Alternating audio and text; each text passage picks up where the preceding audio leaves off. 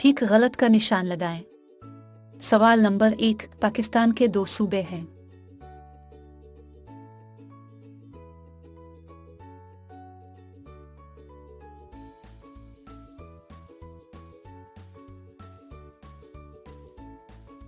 सवाल नंबर 2, मामू जान ने बच्चों को जियारत की सैर कराई।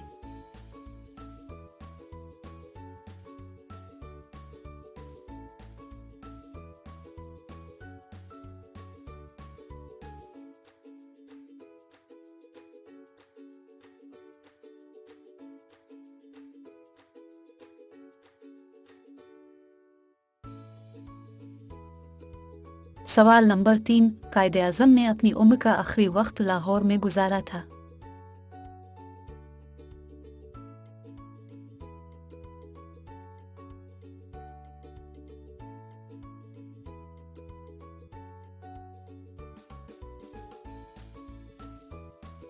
सवाल नंबर 4, ज़ियारत का मौसम इंतहाई खुशगवार होता है।